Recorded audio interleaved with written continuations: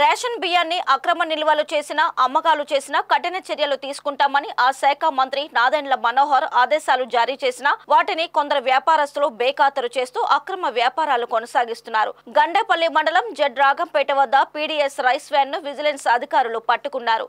ఆ వివరాలను జగ్గంపేట ఎంఎస్ఓ కృష్ణ వెల్లడించారు.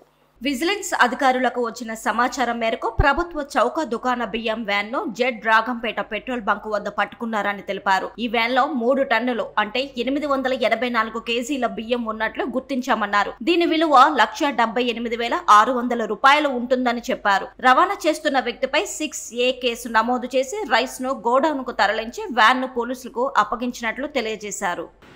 ఇల్లీగల్ ట్రాన్స్పోర్ట్ అవుతుంది అలాగనేసి సమాచారంతో ఈ గండేపల్లి మండలం జడ్రాగంపేటలో గల పెట్రోల్ బంక్ వద్ద మేము అక్కడ రైడ్ చేయడానికి ఉండగా AP 39 UH 3313 గల అశోక దోస్త్ వాహనం అనుమానంతో డ్రైవ్ చేసుకుంటూ వస్తుండగా ఆ వాహనాన్ని ఆఫ్ చేసి మా విజిలెన్స్ CI గారు అలాగే అక్కడ కానిస్టేబుల్ గారు లోకల్ కానిస్టేబుల్ గారు మొత్తం అందరూ కూడా ఆ స్టాక్ని పరిశీలించగా అది పీడీఎస్ రైస్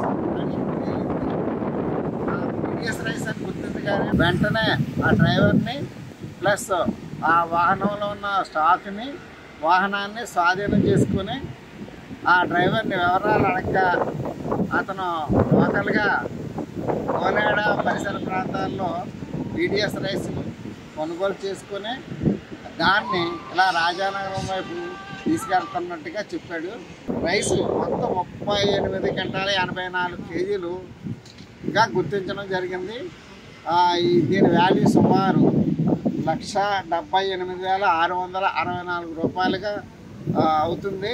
అలాగే వాహనం ఇది 9,50,50 రూపాయలుగా వాల్యూ తేలింది. ఈ మొత్తం టోటల్ వాల్యూ 11,28,714 రూపాయలుగా మేము గుర్తించడం జరిగింది. ఈ ఇల్లీగల్ డైవర్షన్ చేస్తున్నటువంటి ఈ ఆరంట్ గంగాధర్ మరియు వాహనానికి సంబంధించిన వారి మీద క్రిమినల్ కేసు పెట్టి పూర్తిగా చర్యలు తీసుకోబడతాయని తెలియపరుచుకుంటున్నాం.